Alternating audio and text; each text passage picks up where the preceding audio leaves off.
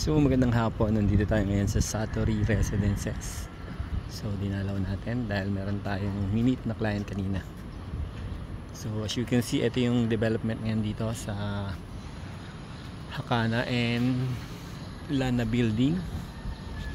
So kung makikita nyo, yan, nilagyan na rin ng windbreaker yung lobby ng Hakana. Kasi diba dati nung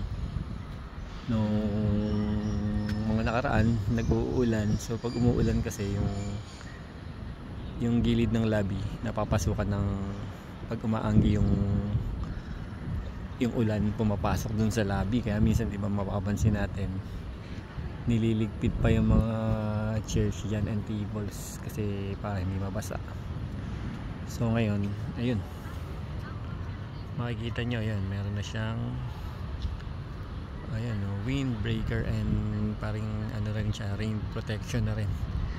So pag medyo umuulan, binababayan. So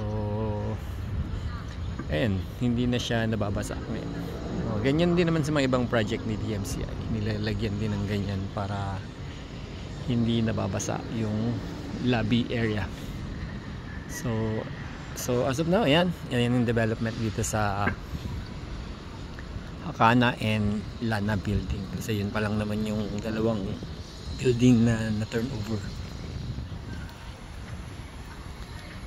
So yan, makikita nyo, ito yung pool area ng mga bata. Yan, kiddie pool.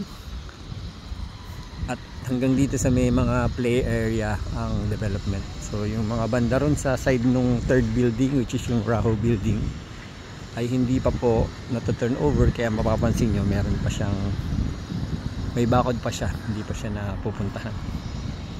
So yun, yung kiddie pool as illustrated dun sa project presentation, meron siyang slide, kiddie slide, at may water pose din dyan pagka umaga, mapapansin nyo. So ito yung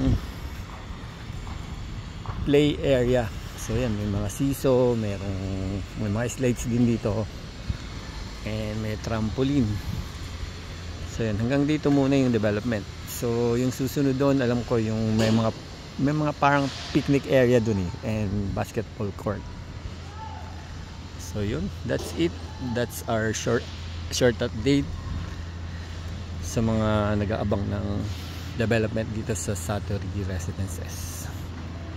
So yan, makikita nyo, yan yung mga garden naman, maayos na yung halaman. So every corner wala ng eyesore. Alam mo naman si DMCI, pag nagde-develop, talagang lahat ng sulok pinapaganda. So para nice yung lahat ng view kahit saan ka tumingin. So that's it. So ayan, maggagabi na, nagbubukas na yung ilaw ng mga balcony. So ayan, magsi 5:30 PM. So that's it guys. Ang gandang hapon sa lahat. Stay safe po.